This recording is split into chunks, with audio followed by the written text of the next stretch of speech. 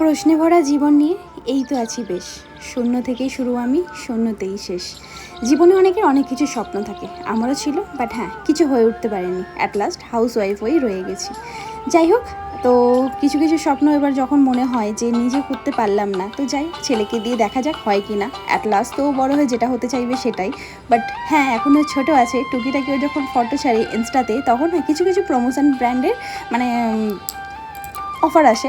তো যাই হোক, সেটার জন্য আজকে একটু বেরিয়ে পড়েছিলাম। এক জায়গা দিয়ে বলবো না, অনেক জায়গা দিয়ে মেসেজ সব কিছু হচ্ছিলো, অনেক জায়গায় ফর্ম ফিল আপ করেছি। বাট এখানে একটু মনে হলো তাই যাচ্ছি। আর আজকে আমরা যাচ্ছি সল্টলেক সেক্টর 5-এ। তো চলো গিয়ে কী ব্যাপারটা হচ্ছে সবটাই জানাবো। অ্যাকচুয়ালি এটা কিন্তু আমার ফার্স্ট এক্সপিরিয়েন্স।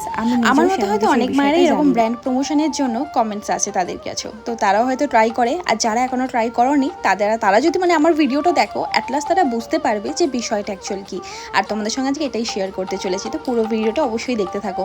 তো চলো, আর আমরা কিন্তু ব্রেকফাস্ট করে বেরাইনি, তো সেই কারণেই আজকে একটা দেখো দোকানে চলে এসেছি, এই কেকসের দোকানে। দিদি নম্বর 1-এ যে কেকসগুলো দেয় না, সেই কেকসের শপে এখানে ঢুকে গেছি। দেখো, আমি নিয়েছিলাম এখানে টিক্কাওয়ালা একটা, এই যে বার্গার টাইপের, কি এটা ভুলে গেছি নামটা, যাই হোক। আর ওম নিয়েছে একটা পিৎজা, আর একটা তোমার ওই ক্যান্ডি টফি টাইপের জিনিস।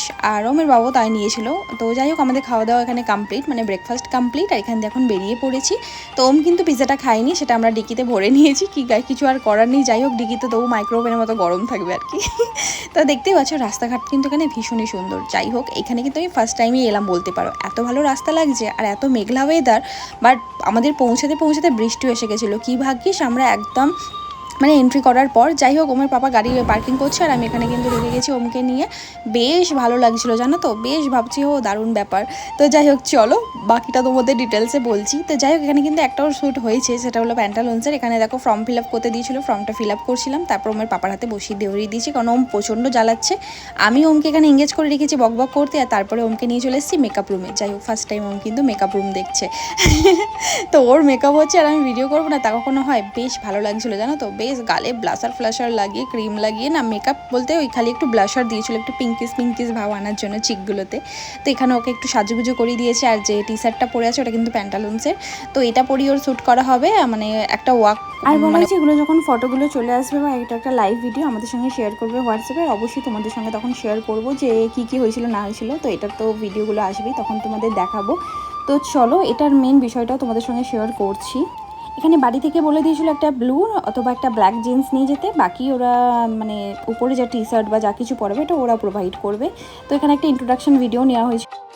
এবার যেটা মুদ্রা কথা সেটা বলি, এখানে কিন্তু এই ফটো অডিশন সব নেওয়ার পর আমাদের থেকে রিভিউটাও নিয়ে নেওয়ার পর তারপর আসল গল্প বললো। মানে এইটা হয়ে গেছে, এটা একটা শ্যুট। আর নেক্সট যদি আরও কোনো শ্যুট করতে চাই বা গ্রুমিং করাতে চাই, তার জন্য 32,000 কিন্তু এখানে মানে দিতে হবে। বাকি ওনারা পোর্টফোলিও হ্যান ত্যান হাজার কিছু বলে দিল, এইসব করানো হবে। তো আমার মনে হলো এখন এই বয়সে ওই 32,000 টাকা খরচা করে এইসবের কোনো মানেই হয় না। যেইটুকুনি এখন একটা প্যান্ডেলসের শ্যুট পেয়েছে, এটুকু করাটা ইনাফ। এখন আর পড়াশোনা করার বয়স, পড়াশোনাটাই অবশ্যই করাবো, ফোকাস দেবো।